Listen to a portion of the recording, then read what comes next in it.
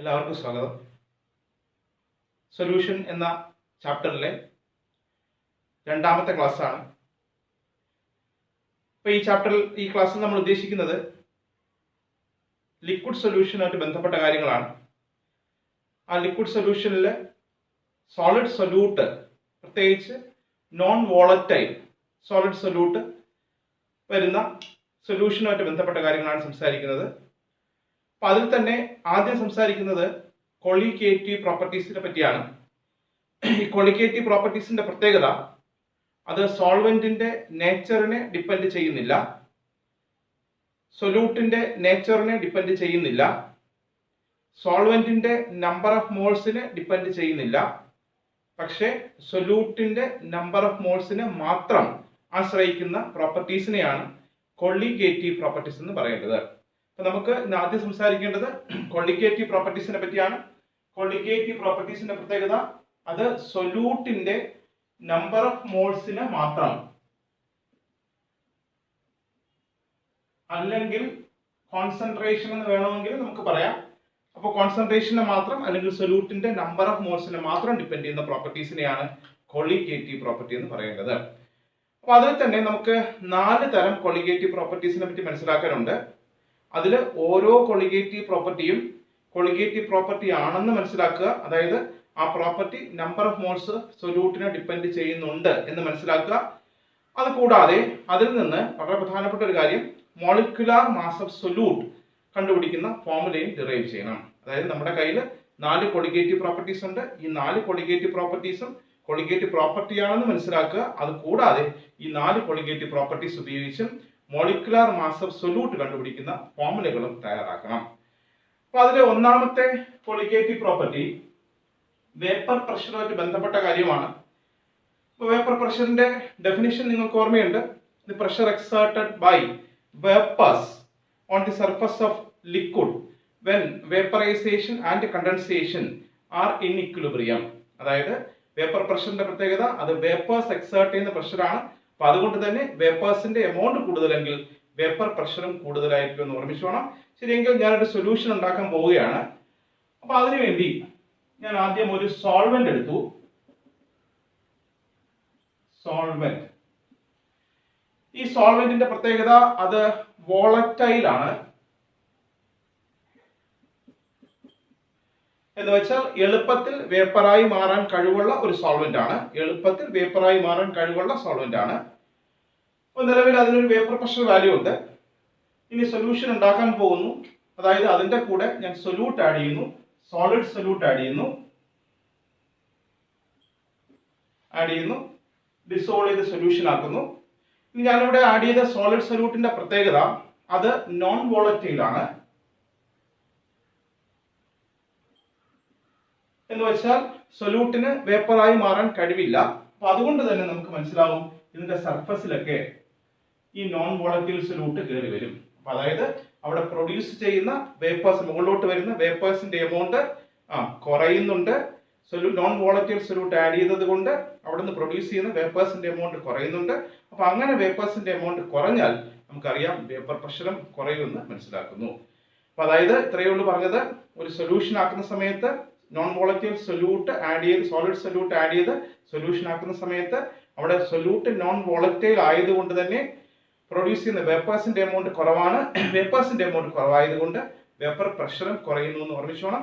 ഇപ്പൊ എങ്കിൽ അവിടെ സംഭവിക്കുന്ന വേപ്പർ പ്രഷറിൽ വരുന്ന കുറവിനെ നമ്മൾ വിളിക്കുന്ന പേര്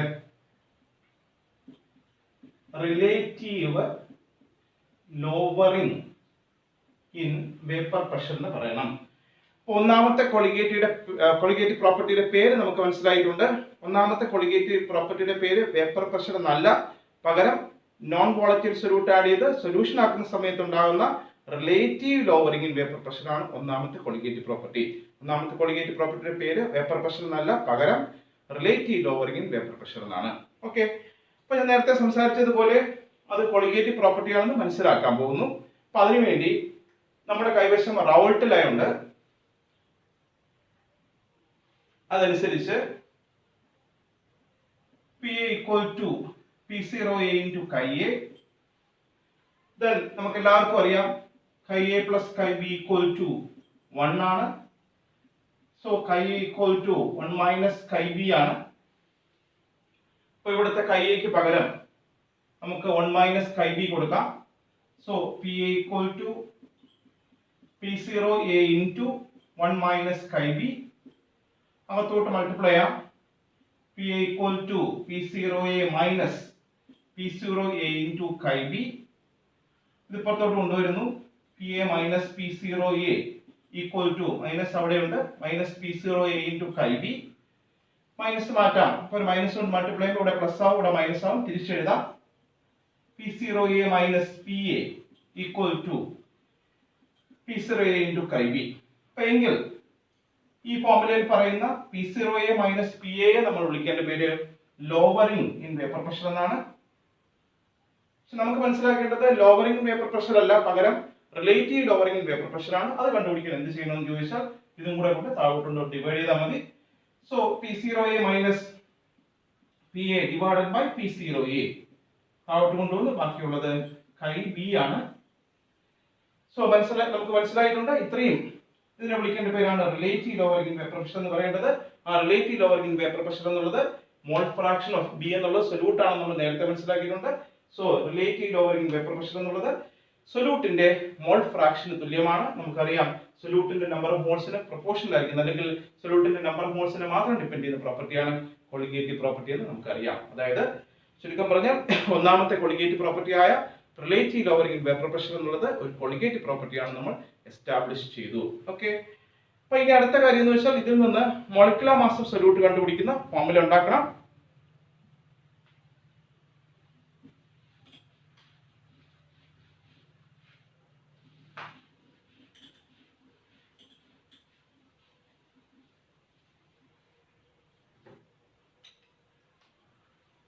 അതായത് ഇപ്പോൾ ഇവിടെ എഴുതിയ ഫോർമുല അനുസരിച്ച് relative lowering vapour pressure P0A minus PA divided by P0A equal to chi b ആണ്.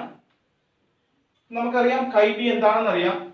chi b equal to NB divided by NA plus NB ആണ്. ഇനി NB യുടെ എമൗണ്ട് തീരെ ചെറുതാണെന്ന് വെച്ചോ.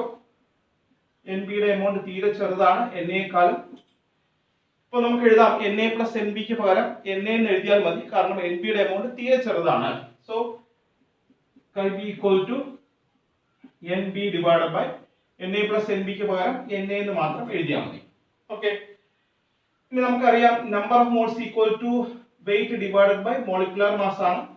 അതനുസരിച്ച് chi b equal to NB ക്ക് പകരം WB divided by MB divided by NA ക്ക് പകരം WA ഡിവൈഡഡ് ബൈ MA.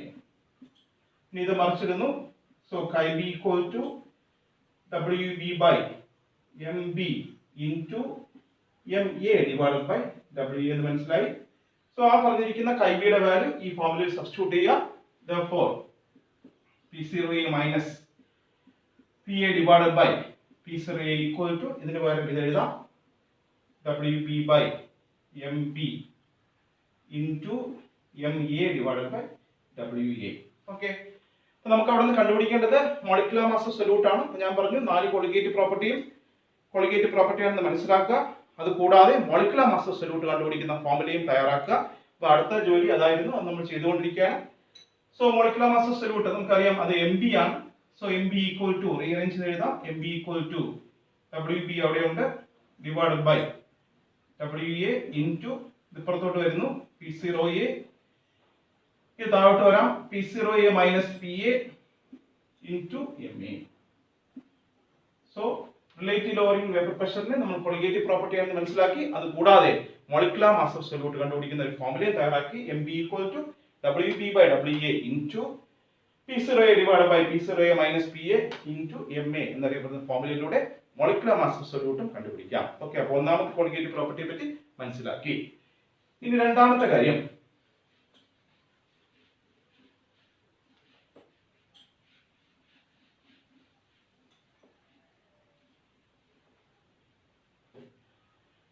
രണ്ടാമത്തെ കൊളിഗേറ്റീവ് പ്രോപ്പർട്ടി ബോയിലിംഗ് പോയിന്റുമായിട്ട് ബന്ധപ്പെട്ട കാര്യമാണ്. അപ്പോൾ ബോയിലിംഗ് പോയിന്റ് ഡെഫിനിഷൻ നിങ്ങൾക്ക് ഓർമ്മയുണ്ട്. It is the temperature at which vapour pressure of liquid equal to atmosphere pressure. അതായത് ഒരു ലിക്വിഡിന്റെ vapour pressure value atmosphere pressure തുല്യമാവുന്ന സമയത്ത് ആ ലിക്വിഡ് ബോയിൽ ചെയ്യുന്നു. ഓക്കെ, അപ്പൊ അത് നമുക്ക് മനസ്സിലാക്കാൻ വേണ്ടി ഒരു ഗ്രാഫ് വരയ്ക്കാം. സോ ആ ഗ്രാഫിൽ ബോയിലിംഗ് പോയിന്റ് ആണ്, ടെമ്പറേച്ചർ കാണിക്കുന്നു 0 ഡിഗ്രി സെൽഷ്യസ്, 10 ഡിഗ്രി സെൽഷ്യസ്, 20, 30, 40 എന്ന് പറഞ്ഞ് കാണിക്കുന്നു. ഇനി ഞാൻ പറഞ്ഞു ഡെഫിനിഷൻ അനുസരിച്ച് it is the temperature at which vapour pressure of liquid equal to atmosphere pressure. അതായത് നമ്മൾ y ആക്സിസിൽ വേപ്പർ പ്രഷർ വാല്യൂ പ്ലോട്ട് ചെയ്യുന്നു. ഇനി അറ്റ്മോസ്ഫിയർ പ്രഷറിന്റെ വാല്യൂ മാർക്ക് ചെയ്യാം 760 മില്ലിമീറ്റർ ഓഫ് മെർക്കുറി മാർക്ക് ചെയ്യും. ഓക്കെ, ഇനി ഞാൻ ഒരു സോൾവെന്റ് മാത്രം എടുത്തു, എന്നിട്ട് അതിനെ ബോയിൽ ചെയ്യുകയാണ്. സോൾവെന്റ് ബോയിൽ ആകുമ്പോൾ മനസ്സിലാക്കണം. സോ സോൾവെന്റ് മാത്രം ബോയിൽ ചെയ്യിക്കുകയാണ്. ഗ്രാഫ് കാണിക്കാം. ബോയിൽ ആകുമ്പോൾ മനസ്സിലാക്കണം.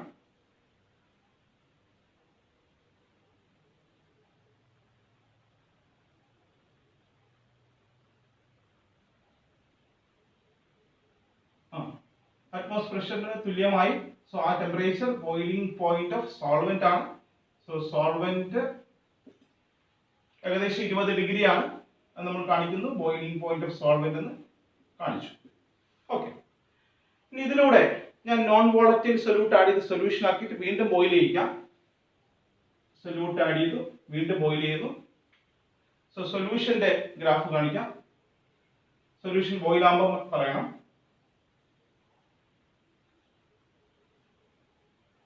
നേരത്തെ ടെമ്പറേച്ചറിൽ ബോയിൽ ആയില്ല. അറ്റ്മോസ്ഫിയർ പ്രഷറിന് തുല്യമാവണം. സോ ആയിട്ടുണ്ട്. അതായത് സൊല്യൂഷന്റെ ബോയിലിംഗ് പോയിന്റ് നിങ്ങൾ കണ്ടാൽ തന്നെ അറിയാം. അത് ഏകദേശം 35 ഡിഗ്രി സെൽഷ്യസ് ആണ്. അത് ബോയിലിംഗ് പോയിന്റ് ഓഫ് സൊല്യൂഷൻ ആണ്. സൊല്യൂഷൻ 35 ആണ്. ഓക്കെ, അപ്പൊ ഇതിൽ നിന്ന് ഒരു കാര്യം മനസ്സിലായി. അതായത് solution non volatile solute add ചെയ്ത് സൊല്യൂഷൻ ആക്കുന്ന സമയത്ത് അവിടെ സോൾവെന്റിനെക്കാളും ബോയിലിംഗ് പോയിന്റ് ഇൻക്രീസ് ചെയ്യുന്നുണ്ട്. ഇവിടെ ഏകദേശം 20 ഡിഗ്രി എന്നായിരുന്നത് 35 ഡിഗ്രി ആയിട്ടുണ്ട്. അപ്പൊ ഏകദേശം 15 ഡിഗ്രിയോളം ഇൻക്രീസ് ചെയ്തിട്ടുണ്ട്. ഇങ്ങനെ ലാർജ് എമൗണ്ട് ഓഫ് ഇൻക്രീസിനെ സൊല്യൂഷൻ ആക്കുന്ന സമയത്ത് ഉണ്ടാകുന്ന ലാർജ് എമൗണ്ട് ഓഫ് ഇൻക്രീസിനെ നമ്മൾ വിളിക്കുന്ന പേര് എലിവേഷൻ എന്ന് പറയണം. ഇൻ ബോയിലിംഗ് പോയിന്റ്, അതായത് ബോയിലിംഗ് പോയിന്റുമായിട്ട് ബന്ധപ്പെട്ട് ബോയിലിംഗ് പോയിന്റ് എന്നുള്ളത് ഒരു കൊളിഗേറ്റീവ് പ്രോപ്പർട്ടി അല്ല, പകരം ബോയിലിംഗ് പോയിന്റിൽ വരുന്ന എലിവേഷൻ ആണ് കൊളിഗേറ്റീവ് പ്രോപ്പർട്ടി എന്ന് മനസ്സിലാക്കണം. അപ്പൊ ഇനി ഇതൊരു കൊളിഗേറ്റീവ് പ്രോപ്പർട്ടി ആണെന്ന് എങ്ങനെ തെളിയിക്കാം, അല്ലെങ്കിൽ എങ്ങനെ തെളിയിക്കാം എന്ന് ചോദിച്ചാൽ അവിടെ ഡെറിവേഷന്റെ ആവശ്യമില്ല, അല്ലാതെ നമുക്ക് പ്രാക്ടിക്കൽ സെൻസ് കൊണ്ട് മനസ്സിലാക്കുന്നുണ്ട്. അതായത് നമുക്ക് ഈ ഡിഫറൻസിനെ delta T B, elevation in boiling point കാണിക്കുന്നത് delta T B equal to വലുത് ടി സൊല്യൂഷൻ മൈനസ് ചെറുത് ടി സോൾവെന്റ്. നമുക്ക് പ്രാക്ടിക്കൽ സെൻസ് കൊണ്ട് തന്നെ മനസ്സിലാക്കിയിട്ടുണ്ട്. ഈ ഡിഫറൻസ് എന്നുള്ളത് ഡെൽറ്റ ടി ബി എന്നുള്ളത് പ്രൊപ്പോർഷണൽ ടു കോൺസെൻട്രേഷൻ ആണ്. അതായത് കോൺസെൻട്രേഷൻ കൂടുന്നതനുസരിച്ച് എലിവേഷൻ ബോയിലിംഗ് പോയിന്റിന്റെ വാല്യൂ ഇൻക്രീസ് ചെയ്യുന്നുണ്ട്. നമ്മൾ മനസ്സിലാക്കിയിട്ടുണ്ട് കോൺസെൻട്രേഷനെ ഡിപെൻഡ് ചെയ്യുന്ന പ്രോപ്പർട്ടിയാണ് കൊളിഗേറ്റീവ് പ്രോപ്പർട്ടി എന്ന് മനസ്സിലാക്കിയിട്ടുണ്ട്. അപ്പൊ അതുകൊണ്ട് തന്നെ ഇത് ഒരു കൊളിഗേറ്റീവ് പ്രോപ്പർട്ടി ആണെന്ന് ഈസി ആയിട്ട് നമുക്ക് മനസ്സിലാക്കാം. ഇനി ഇവിടെ കോൺസെൻട്രേഷൻ എന്ന് പറയുന്നതിന് പകരം ഇവിടെ നമ്മൾ ഉപയോഗിക്കുന്നത് സ്മോൾ എം മൊളാലിറ്റി ആണ്. സോ ഇവിടെ എഴുതാം delta T B proportional to molality എന്ന് എഴുതാം. ഈ പ്രൊപ്പോർഷനെ മാറ്റി ഒരു കോൺസ്റ്റന്റ് കൊടുക്കാം. Delta T B equal to constant K B into M എന്ന് എഴുതാം. അത് കെ ബിയെ വിളിക്കേണ്ട പേര് മൊളാൽ, മൊളാലിറ്റി ആയിട്ട് ബന്ധപ്പെട്ടതുമായിട്ട് മൊളാൽ എന്ന് പറയണം. മൊളാൽ എലിവേഷൻ, എലിവേഷൻ കോൺസ്റ്റന്റ് എന്ന് പറയാം. അല്ലെങ്കിൽ മറ്റൊരു പേര് എബോലിയോസ്കോപ്പിക് കോൺസ്റ്റന്റ് എന്ന് പറയാം. ഓക്കെ, അപ്പൊ രണ്ടാമത്തെ എലിവേഷൻ ഇൻ ബോയിലിംഗ് പോയിന്റ് ഒരു കൊളിഗേറ്റീവ് പ്രോപ്പർട്ടി ആണെന്ന് മനസ്സിലാക്കി. അത് പ്രത്യേകിച്ച് ഡെറിവേഷനിലൂടെ അല്ല, നമുക്ക് പ്രാക്ടിക്കൽ സെൻസിലൂടെ തന്നെ മനസ്സിലാക്കാം. ഡെൽറ്റ ടി ബി മൊളാലിറ്റിക് പ്രൊപ്പോർഷൻ ആണെന്ന് എക്സ്പെരിമെന്റ് ആയിട്ട് തന്നെ മനസ്സിലാക്കാം. അതുകൊണ്ട് തന്നെ അതൊരു കൊളിഗേറ്റീവ് പ്രോപ്പർട്ടി ആണെന്ന് ഈസി ആയിട്ട് മനസ്സിലാക്കി. ഇനി അത് മനസ്സിലാക്കാൻ വേണ്ടി നമ്മൾ ഒരു ഗ്രാഫ് വരച്ചു. ഗ്രാഫിന്റെ എക്സ് ആക്സിൽ ടെമ്പറേച്ചർ വാല്യൂ ഉണ്ട്, y ആക്സിൽ വേപ്പർ പ്രഷർ വാല്യൂ ഉണ്ട്. അത് പ്ലോട്ട് ചെയ്തിട്ടുണ്ട്. സോൾവെന്റിന്റെയും സൊല്യൂഷന്റെയും ഗ്രാഫ് പ്ലോട്ട് ചെയ്തു. ഇനി അവിടെ നിന്ന് delta T B equal to വലുത് T solution minus T solvent ചെറുത് ടി സോൾവെന്റ് എന്ന് കുറച്ചു. Then delta T B equal to K B into M എന്ന് പറഞ്ഞു. കെ ബി എന്ന് വെച്ചാൽ മൊളാൽ എലിവേഷൻ കോൺസ്റ്റന്റ് എന്ന് പറയണം, അല്ലെങ്കിൽ മറ്റൊരു പേര് എബോലിയോസ്കോപ്പിക് കോൺസ്റ്റന്റ് എന്ന് പറയണം. ഇനി അവിടെയും നമുക്ക് മോളിക്കുലർ മാസ് ഓഫ് സൊല്യൂട്ട് കണ്ടുപിടിക്കാം. അപ്പൊ അതിനുവേണ്ടി ചെയ്യേണ്ട കാര്യം ഇങ്ങോട്ട് എടുത്ത് എഴുതുക. Delta T B equal to K B into M എന്ന് എഴുതുക. എമ്മിന് പകരം നമ്മൾ നേരത്തെ ഒരു ഫോർമുല പഠിച്ചിട്ടുണ്ട്, WB by MB into 1000 divided by W എന്നൊരു ഫോർമുല പഠിച്ചിട്ടുണ്ട്. അത് അങ്ങോട്ട് സബ്സ്റ്റിറ്റ്യൂട്ട് ചെയ്യുക. So delta TB equal to KB into WB by MB into 1000 divided by WA. നമുക്ക് കണ്ടുപിടിക്കേണ്ടത് മോളിക്കുലർ മാസ് ഓഫ് സൊല്യൂട്ട് ആണ്, അതായത് MB ആണ് കണ്ടുപിടിക്കേണ്ടത്. So MB equal to WB അവിടെയുണ്ട് divided by WA into KB divided by delta TB into 1000. Okay, അപ്പൊ രണ്ടാമത്തെ colligative property ആണെന്ന് മനസ്സിലാക്കി അതിൽ നിന്ന് മോളിക്കുലർ മാസ് ഓഫ് സൊല്യൂട്ട് കണ്ടുപിടിക്കുന്ന ഫോർമുല തയ്യാറാക്കി. ഓക്കെ,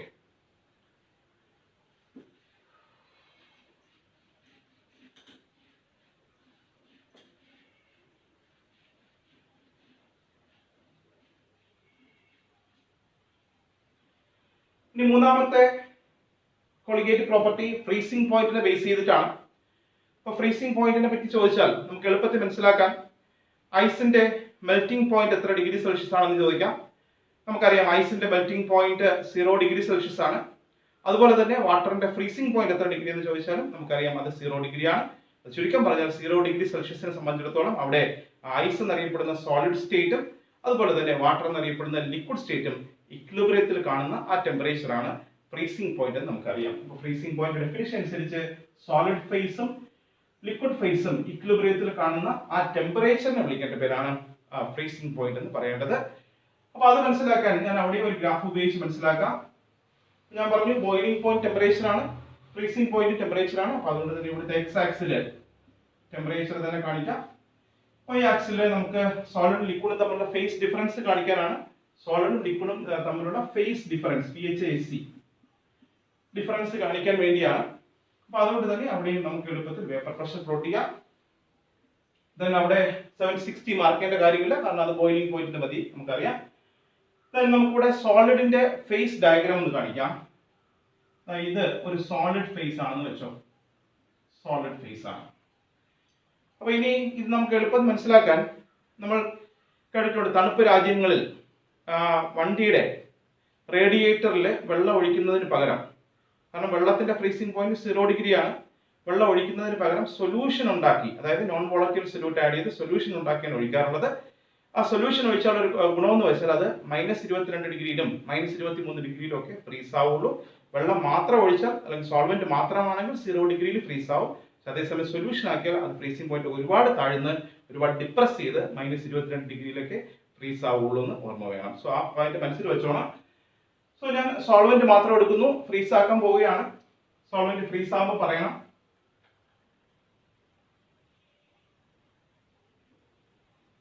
സോളിഡ് ഫേസ് മീറ്റ് ചെയ്യുമ്പോൾ ഫ്രീസ് ആവും.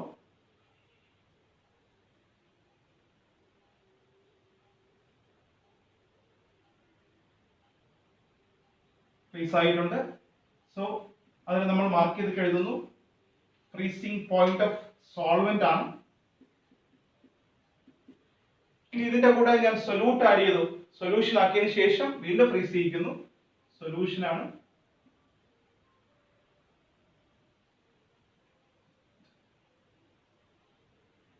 നേരത്തെ ടെമ്പറേച്ചറിൽ ഫ്രീസ് ആവുന്നില്ല, കുറച്ചുകൂടെ താഴ്ന്നു വരുന്നു. സോ ഫ്രീസ് ആയിട്ടുണ്ട്. അതിനെ ഫ്രീസിംഗ് പോയിന്റ് ഓഫ് സൊല്യൂഷൻ എന്ന് പറയാം. ഓക്കെ, ഇത് നമ്മുടെ ടെക്സ്റ്റ് ബുക്കിലെ പോലത്തെ ഒരു ഗ്രാഫ് കിട്ടണമെങ്കിൽ ഇത് ഇങ്ങോട്ട് ഇത്രയും മാറ്റി അറിഞ്ഞാൽ മതി. ടെക്സ്റ്റ് ബുക്കിലെ പോലത്തെ ഒരു ഗ്രാഫ് ആവും. സോ ഇവിടെ നമുക്ക് മനസ്സിലായിട്ടുണ്ട് അവിടെ സൊല്യൂഷൻ ആക്കുന്ന സമയത്ത് ഫ്രീസിംഗ് പോയിന്റ് കുറയുന്നുണ്ട്. അപ്പൊ എങ്കിൽ ആ ഫ്രീസിംഗ് പോയിന്റ് കുറവിനെ നമ്മൾ വിളിക്കുന്ന പേര് ഡിപ്രഷൻ എന്നൊരു വാക്ക് പറയണം. ഡിപ്രഷൻ ഇൻ ഫ്രീസിംഗ് പോയിന്റ് എന്ന് പറയണം. അപ്പൊ അത് depression freezing point delta T, നേരത്തെ നമ്മൾ എലിവേഷൻ ഡെൽറ്റ ടി ബി കാണിച്ചിരുന്നെങ്കിൽ depression freezing point delta T F ആണ്. ഈക്വൽ ടു ഇവിടുത്തെ വലുതെന്ന് പറയുമ്പോഴത്തേത് ടി സോൾവെന്റ് ആണ് മൈനസ് ചെറുത് ടി സൊല്യൂഷൻ ആണ്. അപ്പൊ നേരത്തെ നമ്മൾ delta T B equal to T solution minus T solvent എന്ന് എഴുതി. പക്ഷെ ഇവിടെ delta T F equal to T solvent minus T solution എഴുതി. നേരത്തെ നമ്മൾ ഡെൽറ്റ ടി ബി പ്രൊപ്പോർഷന്റെ മൊളാലിറ്റി എന്ന് എഴുതിയത് പോലെ delta T F proportional to molality തന്നെയാണ്. Delta T F equal to a constant kf into m എന്ന് പറയാം. അതിൽ kf നെ വിളിക്കേണ്ട പേര് നേരത്തെ നമ്മൾ മോളാൽ എലിവേഷൻ കോൺസ്റ്റന്റ് എന്ന് പറഞ്ഞെങ്കിൽ ഇത് മോളാൽ ഡിപ്രഷൻ കോൺസ്റ്റന്റ് ആണ്. മോളാൽ ഡിപ്രഷൻ കോൺസ്റ്റന്റ് ആണ്. അല്ലെങ്കിൽ നേരത്തെ നമ്മൾ അതിന് മറ്റൊരു പേര് എബിലിയോസ്കോപ്പിക് കോൺസ്റ്റന്റ് എന്ന് പറഞ്ഞെങ്കിൽ ഇവിടെ മറ്റൊരു പേര് ക്രയോസ്കോപ്പിക് കോൺസ്റ്റന്റ് എന്ന് പറയാം. ഓക്കെ, അപ്പൊ ഇനി ഇവിടെ മോളിക്കുലർ മാസ് ഓഫ് സൊല്യൂട്ട് കണ്ടുപിടിക്കുന്ന ഫോർമുലയുണ്ട്. നിങ്ങൾ മനസ്സിലാക്കുന്ന പോലെ തന്നെയാണ് ഇത് delta TF equal to KF into m എന്ന് എഴുതുക. m ന് പകരം WB by MB into 1000 divided by WA എന്ന് എഴുതുക.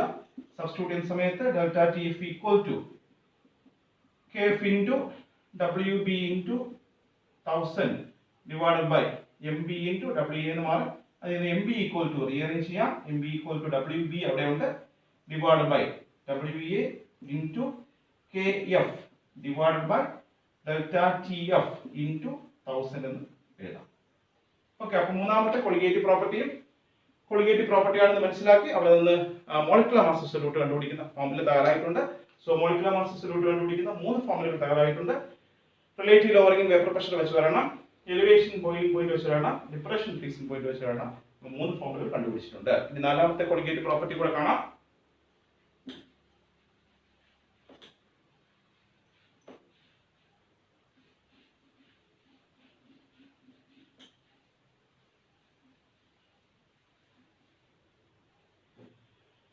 അപ്പൊ അതിനുവേണ്ടി ഒരു തിസിൽ ഫണൽ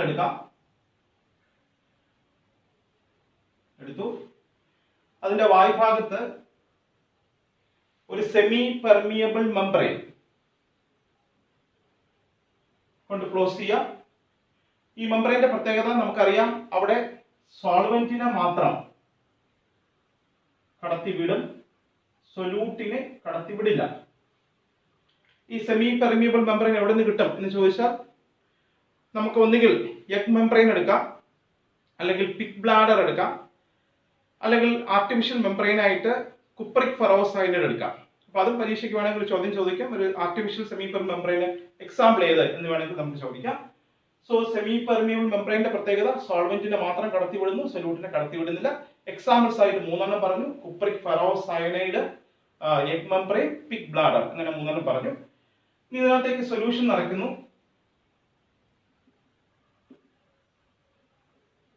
നമുക്കറിയാം കോൺസെൻട്രേഷൻ കൂടുതലാണ്. ഇനി ഇതിനെ നമ്മുടെ സോൾവെന്റിനകത്ത് ഇറക്കി വെക്കാം.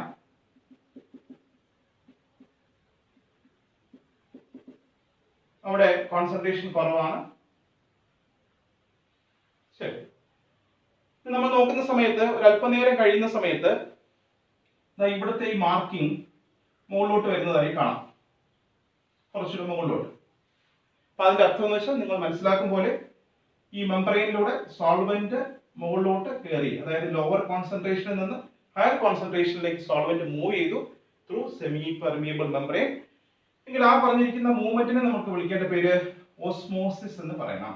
ഓക്കെ, അപ്പൊ 2 ഡെഫിനിഷൻ നമ്മൾ മനസ്സിലാക്കി. ഒന്ന് സെമി പെർമിയബിൾ മെംബ്രെയിൻ എന്താണ് എന്ന് ചോദിച്ചാൽ പറയണം, അവിടെ membrane allows the passage of only solvent molecule through it. ഇനി അതിന് എക്സാമ്പിൾ ആയിട്ട് artificial membrane cupric ferrocyanide, natural membrane ആയിട്ട് മെംബ്രെയിൻ പിഗ് ബ്ലാഡർ പറഞ്ഞു. ഇനി ഓസ്മോസിസ് എന്താണെന്ന് ചോദിച്ചാൽ നമുക്ക് അതും അറിയാം. ഓസ്മോസിസ് എന്ന് വെച്ചാൽ അത് flow of solid molecules from lower concentration to higher concentration through semi permeable membrane എന്ന് മനസ്സിലാക്കാം. ഓക്കെ, അപ്പൊ എങ്കിൽ ഒരു പ്രത്യേക ലെവൽ വരെ എത്തിയെന്ന് മനസ്സിലാക്കി. അപ്പൊ ഇനി നമുക്കറിയാം നമ്മുടെ വീട്ടിലൊക്കെ പിന്നെ കിണറ്റില് വെള്ളം ഒരു ദിവസം കോരാതിട്ടിരുന്നാൽ ഒരു പടി മുകളിലോട്ട് വരും, 2 ദിവസം കോരാതിട്ടിരുന്നാൽ അടുത്ത പടി മുകളിലോട്ട് വരും. അപ്പൊ ഇങ്ങനെ ഒരുപാട് ദിവസം കോരാതിട്ടിരുന്നാൽ അത് ഇങ്ങനെ കരയിലോട്ട് കയറി വരുമോ എന്ന് ചോദിച്ചാൽ നമ്മുടെ ഉത്തരം കരയിലോട്ട് കയറി വരില്ല. അതായത് ഒരു പ്രത്യേക ലെവൽ കഴിഞ്ഞിട്ട് ഒരിക്കലും വെള്ളം മുകളിലോട്ട് കയറി വരാറില്ല. എത്ര ദിവസം കോരാതിട്ടിരുന്നാലും ഒരു പ്രത്യേക ലെവൽ കഴിഞ്ഞിട്ട് മുകളിലോട്ട് കയറി വരാറില്ലെന്ന് നമുക്കറിയാം. അതായത് അറ്റ്മോസ്ഫിയർ ഇവിടുന്ന് താഴോട്ട് ഒരു പ്രഷർ കൊടുക്കുന്നു എന്ന് ഓർമ്മിച്ചോണം. ഓക്കെ, അപ്പൊ അതുപോലെ ഒരു പ്രത്യേക പരിധിക്ക് മുകളിലായിട്ട് ഓസ്മോസിസ് നടക്കാറില്ല. അതിന് കാരണം എന്ന് വെച്ചാൽ ഈ സൊല്യൂഷന്റെ സർഫസിലേക്ക് ഒരു പ്രഷർ കൊടുക്കുന്നുണ്ട്. എങ്കിൽ ആ പ്രഷറിനെ നമ്മൾ വിളിക്കേണ്ട പേരാണ് ഓസ്മോട്ടിക് പ്രഷർ എന്ന് പറയേണ്ടത്. അപ്പൊ പുതിയൊരു വാക്ക് നമ്മൾ പഠിച്ചു, അത് ഓസ്മോട്ടിക് പ്രഷർ ആണ്. ഓസ്മോട്ടിക് പ്രഷർ എന്താണെന്ന് ചോദിച്ചാൽ പറയണം pressure exerted on the surface of solution. സൊല്യൂഷന്റെ സർഫസിൽ എക്സേർട്ട് ചെയ്യുന്ന പ്രഷറാണ് എന്തിനു വേണ്ടി ഇവിടെ അങ്ങോട്ടുള്ള ഫ്ലോ, അതായത് ഓസ്മോസ് തടയാൻ വേണ്ടിയുള്ള പ്രഷറിനെ വിളിക്കേണ്ട പേരാണ് ഓസ്മോട്ടിക് പ്രഷർ എന്ന് പറയേണ്ടത്. സോ 3 ഡെഫിനിഷൻ ഇപ്പോൾ പറഞ്ഞു. അതിലൊരെണ്ണം സെമി പെർമിയബിൾ മെംബ്രെയിൻ എന്താണെന്ന് പറഞ്ഞു, രണ്ടാമതൊരെണ്ണം ഓസ്മോസ് എന്താണെന്ന് മനസ്സിലാക്കി, മൂന്നാമതൊരെണ്ണം ഓസ്മോട്ടിക് പ്രഷർ എന്താണെന്ന് മനസ്സിലാക്കി. ഇനി ഓസ്മോട്ടിക് പ്രഷറിന്റെ പ്രത്യേകത, ഓസ്മോട്ടിക് പ്രഷർ നമ്മൾ സാധാരണ പൈ എന്നൊരു അക്ഷരം കൊണ്ട് റെപ്രസെന്റ് ചെയ്യാറുണ്ട്. അത് 3.14 അല്ല വാല്യൂ, ഓസ്മോട്ടിക് പ്രഷറിനെ റെപ്രസെന്റ് ചെയ്യാൻ ഉപയോഗിക്കുന്ന ഒരു അക്ഷരം മാത്രമാണെന്ന് ഓർമ്മ വരണം. പൈ എന്നാണ് നമ്മൾ റെപ്രസെന്റ് ചെയ്യുന്നത് മാത്രമേ ഉള്ളൂ. ഓക്കെ, ഇനി നമുക്കറിയാം ideal solution, ideal gas equation അനുസരിച്ച് PV = nRT ആണ്. എങ്കിൽ ഐഡിയൽ സൊല്യൂഷൻ ഇക്വേഷൻ എങ്ങനെയെന്ന് ചോദിച്ചാൽ ഇവിടുത്തെ പ്രഷറിന് പകരം ഓസ്മോട്ടിക് പ്രഷർ കൊടുക്കണം. അതായത് ϕV = nRT എന്ന് പറഞ്ഞാൽ ഐഡിയൽ സൊല്യൂഷൻ ഇക്വേഷൻ ആയി. ഇനി ഒന്ന് റീഅറേഞ്ച് ചെയ്താൽ ϕ = n/V × RT. ഇനി നമുക്കറിയാം മോൾ പെർ ലിറ്റർ എന്നുള്ളത് കോൺസെൻട്രേഷൻ ആണ്. So ϕ = CRT. Mole per litre concentration ആണ്. ഇനി ഒരു ഡെഫിനിറ്റ് ടെമ്പറേച്ചറിൽ ടെമ്പറേച്ചർ ഡെഫിനിറ്റ് ആവുന്നു, ഗ്യാസ് കോൺസ്റ്റന്റ് ആണെന്ന് അറിയാം. സോ ഡെഫിനിറ്റ് ടെമ്പറേച്ചറിൽ ϕ പ്രൊപ്പോർഷൻ ടു C ആണ്. സോ ϕ എന്നുള്ളത് കോൺസെൻട്രേഷൻ പ്രൊപ്പോർഷൻ ആണ്. കോൺസെൻട്രേഷൻ പ്രൊപ്പോർഷൻ ആയിട്ടുള്ള എന്തിനേയും നമ്മൾ വിളിക്കേണ്ട പേര് കൊളിഗേറ്റീവ് പ്രോപ്പർട്ടി ആണെന്ന് പറയുന്നു. സോ ഓസ്മോട്ടിക് പ്രഷർ അവിടെ ഒരു കൊളിഗേറ്റീവ് പ്രോപ്പർട്ടി ആണ്. അപ്പൊ നമ്മൾ ഇതുവരെ പറഞ്ഞതിലെല്ലാം തന്നെ ഒരു ഡിഫറൻസ് ഉണ്ടായിരുന്നു. അതായത് ഇവിടെ ഒരു റിലേറ്റീവ് ലോവറിംഗ്, അതായത് ഒരു ഡിഫറൻസ് അവിടെ ഉണ്ടായിരുന്നു. ഇവിടെ ഒരു എലിവേഷൻ ആണ്, അതായത് ΔTB ആണ് പറഞ്ഞത്. ഇവിടെ ഒരു ഡിപ്രഷൻ ആണ്, ΔTF ആണ്. പക്ഷെ ഇവിടെ അങ്ങനെയല്ല, ഇവിടെ ഡിഫറൻസ് ഒന്നുമില്ല. ΔΠ എന്നല്ല പറഞ്ഞിരിക്കുന്നത്, പൈ എന്ന് തന്നെയാണ് പറഞ്ഞിരിക്കുന്നത്. ഓസ്മോട്ടിക് പ്രഷറിൽ വരുന്ന ഇൻക്രീസോ ഡിക്രീസോ അല്ല, ഓസ്മോട്ടിക് പ്രഷർ തന്നെ ഒരു കൊളിഗേറ്റീവ് പ്രോപ്പർട്ടി ആണെന്ന് മനസ്സിലാക്കണം. ഓക്കെ, അപ്പൊ ഇനി പിന്നെ 2 സൊല്യൂഷൻ ഉണ്ട്. അതിൽ ഒരാളിന്റെ ഓസ്മോട്ടിക് പ്രഷർ കൂടുതലാണെങ്കിൽ അതിന് നമ്മൾ ഹൈപ്പർ ടോണിക് എന്ന് പറയും, ഹൈപ്പർ ടോണിക്. ഇനി ഒരാളുടെ ഓസ്മോട്ടിക് പ്രഷർ കുറവാണെങ്കിൽ അത് ഹൈപ്പോടോണിക് എന്ന് പറയാം. ഇനി രണ്ടുപേരുടെ ഓസ്മോട്ടിക് പ്രഷർ തുല്യമാണെങ്കിൽ അത് രണ്ടിനെയും ഒരേപോലത്തെ അർത്ഥത്തിൽ ഐസോടോണിക് സൊല്യൂഷൻ എന്ന് പറയണം. അപ്പോൾ പുതിയൊരു ചോദ്യം കൂടി ഇതിനകത്ത് വരുന്നുണ്ട്. ഐസോടോണിക് സൊല്യൂഷൻ എന്താണ്? ഐസോടോണിക് സൊല്യൂഷന്റെ പ്രത്യേകത, 2 സൊല്യൂഷന് സെയിം ഓസ്മോട്ടിക് പ്രഷർ ആണെങ്കിൽ അത് ഐസോടോണിക് സൊല്യൂഷൻ ആണ്. അപ്പൊ ഇനി നമ്മുടെ എക്സാമ്പിൾ പറയുകയാണെങ്കിൽ നമ്മളെ ബ്ലഡും 0.9% NaCl സൊല്യൂഷനും 0.9% NaCl സൊല്യൂഷനും ബ്ലഡും ഐസോടോണിക് ആണ്. അപ്പൊ അതുകൊണ്ട് തന്നെ ഇൻട്രാവെനസ് ഇഞ്ചക്ഷൻ എടുക്കാൻ വേണ്ടി, അതായത് NaCl സോഡിയം ക്ലോറൈഡ് ഇഞ്ചക്ട് ചെയ്യാൻ വേണ്ടി നമ്മൾ ഉപയോഗിക്കുന്നത് 0.9% NaCl ആണ്. അപ്പൊ അതൊരു ചോദ്യമായിട്ട് വരാം. For intravenous injection 0.9% NaCl is used, give reason എന്ന് ചോദിച്ചാൽ അവിടെ പറയണം, അവിടെ ബ്ലഡും 0.9% NaCl ഐസോടോണിക് ആണെന്ന് പറയണം. അപ്പൊ അതും കൂടെ ഇതിന്റെ കൂടെ മനസ്സിലാക്കണം. ഇനി അടുത്ത കാര്യം, മോളിക്കുലർ മാസ് ഓഫ് സൊല്യൂട്ട് കണ്ടുപിടിക്കുന്ന ഫോർമുല തയ്യാറാക്കാനാണ്. സോ ഇതിങ്ങോട്ട് എഴുതി ϕV = nRT. ഇനി n = നേരത്തെ പഠിച്ചു W/m ആണ്. സൊല്യൂട്ട് എന്ന അർത്ഥത്തിൽ NB WB/MB ആണ്. ഇത് അങ്ങോട്ട് സബ്സ്റ്റിറ്റ്യൂട്ട് ചെയ്യാം. ϕV = n ന് പകരം WB/MB × RT ആണ്. സോ MB ആണ് കണ്ടുപിടിക്കേണ്ടത്. MB = WB അവിടെയുണ്ട്, ഡിവൈഡഡ് ബൈ V എഴുതി × RT/5 എന്ന് പറയുന്നു. സോ അത് ഒരു കൊളിഗേറ്റീവ് പ്രോപ്പർട്ടി ആണ് തെളിയിച്ചു. അതിന് മോളിക്കുലർ മാസ് ഓഫ് സൊല്യൂട്ട് കണ്ടുപിടിക്കുന്ന ഫോർമുലയും തയ്യാറാക്കി. ഓക്കെ, ശരി. അപ്പൊ ഇനി പരീക്ഷയ്ക്ക് എന്തൊക്കെ ചോദ്യങ്ങൾ ശ്രദ്ധിച്ചു കേൾക്കാം. ചോദ്യങ്ങൾ, ഒന്നാമത്തെ ചോദ്യം, കൊളിഗേറ്റീവ് പ്രോപ്പർട്ടിയുടെ ഡെഫിനിഷൻ എന്താണ്? ഒന്നാമത്തെ ചോദ്യം. അപ്പൊ ഡെഫിനിഷൻ നമുക്കറിയാം, സൊല്യൂട്ടിന്റെ നമ്പർ ഓഫ് മോൾസിനെ മാത്രം ആശ്രയിക്കുന്ന പ്രോപ്പർട്ടീസ്. ഇനി കൊളിഗേറ്റീവ് പ്രോപ്പർട്ടിയുടെ എക്സാമ്പിൾ 4 എണ്ണം ഉണ്ട്. ഏതൊക്കെയാണ്? ഒന്ന്, relative lowering in vapour pressure, elevation in boiling point, depression in freezing point, osmotic pressure. രണ്ടാമത്തെ ചോദ്യം പഠിച്ചു. ഇനി അടുത്തൊരു ചോദ്യം, വേപ്പർ പ്രഷർ കൊളിഗേറ്റീവ് പ്രോപ്പർട്ടി ആണോ? നമ്മുടെ ഉത്തരം അല്ല, വേപ്പർ പ്രഷർ കൊളിഗേറ്റീവ് പ്രോപ്പർട്ടി അല്ല. പകരം relative lowering in vapour pressure ആണ് colligative property. Boiling point colligative property ആണോ? നമ്മുടെ ഉത്തരം അല്ല, ബോയിലിംഗ് പോയിന്റിൽ വരുന്ന എലിവേഷൻ ആണ് കൊളിഗേറ്റീവ് പ്രോപ്പർട്ടി. അടുത്ത, ഫ്രീസിംഗ് പോയിന്റ് കൊളിഗേറ്റീവ് പ്രോപ്പർട്ടി ആണോ? അല്ല, പകരം ഫ്രീസിംഗ് പോയിന്റിൽ വരുന്ന ഡിപ്രഷൻ ആണ് colligative property. Osmotic pressure colligative property ആണോ? അതെ, ഓസ്മോട്ടിക് പ്രഷറിൽ വരുന്ന ഇൻക്രീസോ ഡിക്രീസോ അല്ല, ഓസ്മോട്ടിക് പ്രഷർ തന്നെ കൊളിഗേറ്റീവ് പ്രോപ്പർട്ടി ആണെന്ന് പറയുന്നു. അതൊരു പോയിന്റ്. ഓക്കെ, ഇനി അടുത്ത point, relative lowering in vapour pressure colligative പ്രോപ്പർട്ടിയാണ് തെളിയിക്കുന്ന ഫോർമുല ഡെറൈവ് ചെയ്യാൻ അറിയാം. അത് വേണം. അതിൽ നിന്ന് മോളിക്കുലർ മാസ് ഓഫ് സൊല്യൂട്ട് കണ്ടുപിടിക്കുന്ന ഫോർമുല തയ്യാറാക്കാൻ അറിയാം. ഇനി ആ ഫോർമുല ഉപയോഗിച്ച് പ്രോബ്ലം ചെയ്യുന്ന കാര്യം കൂടെ നോക്കണം. അടുത്തൊരെണ്ണം എലിവേഷൻ ബോയിലിംഗ് പോയിന്റ് കൊളിഗേറ്റീവ് പ്രോപ്പർട്ടിയാണ് തെളിയിക്കാൻ വേണ്ടി നമ്മൾ ഉപയോഗിച്ച ഗ്രാഫ് വരയ്ക്കാൻ അറിയാം. അതിൽ നിന്ന് KB എന്താണ്, പിന്നെ അതുപോലെ തന്നെ മോളിക്കുലർ മാസ് ഓഫ് സൊല്യൂട്ട് കണ്ടുപിടിക്കുന്ന ഫോർമുല തയ്യാറാക്കാൻ അറിയാം. അതുപോലെ ഡിപ്രഷൻ ഫ്രീസിംഗ് പോയിന്റ് ഒരു കൊളിഗേറ്റീവ് പ്രോപ്പർട്ടിയാണ് തെളിയിക്കാൻ വേണ്ടി ഉപയോഗിച്ച ഗ്രാഫ് വരയ്ക്കാൻ നമുക്ക് ഓർമ്മയുണ്ട്. അവിടെയും KFന്റെ കാര്യം ഓർമ്മിക്കണം, മോളിക്കുലർ മാസ് ഓഫ് സൊല്യൂട്ട് കണ്ടുപിടിക്കുന്ന കാര്യം ഓർമ്മിക്കണം. ഓസ്മോട്ടിക് പ്രഷറുമായി ബന്ധപ്പെട്ട ഡെഫിനിഷൻസ് ഓർമ്മിക്കാനുണ്ട്. ഓസ്മോട്ടിക് പ്രഷർ തന്നെ ഒരു ഡെഫിനിഷൻ, പിന്നെ ഐസോട്രോണിക് സൊല്യൂഷൻ, 0.9% NaCലും ബ്ലഡും തമ്മിലുള്ള ആ കമ്പാരിസൺ, ഇൻട്രാവെനസ് ഇഞ്ചക്ഷന്റെ കാര്യം സംസാരിക്കണം. പിന്നെ അതുപോലെ തന്നെ ഓസ്മോസിന്റെ ഡെഫിനിഷൻ, പിന്നെ അതുപോലെ തന്നെ സെമി പെർമിയബിൾ മെംബ്രെയിന്റെ ഡെഫിനിഷൻ, പിന്നെ അവിടെ നിന്ന് മോളിക്കുലർ മാസ് ഓഫ് സൊല്യൂട്ട് കണ്ടുപിടിക്കുന്ന ഫോർമുലയെ തയ്യാറാക്കണം. ഓക്കെ, അപ്പൊ ഇത്രയും കാര്യങ്ങളാണ് കൊളിഗേറ്റീവ് പ്രോപ്പർട്ടിയായിട്ട് ബന്ധപ്പെട്ട് പറയാനുള്ളത്. അപ്പൊ ഇത്രയും നല്ലവണ്ണം മനസ്സിലാക്കുക. ബാക്കിയുള്ള കാര്യങ്ങൾ അടുത്ത ക്ലാസ്സിൽ നിങ്ങൾക്ക് പറഞ്ഞു തരാം.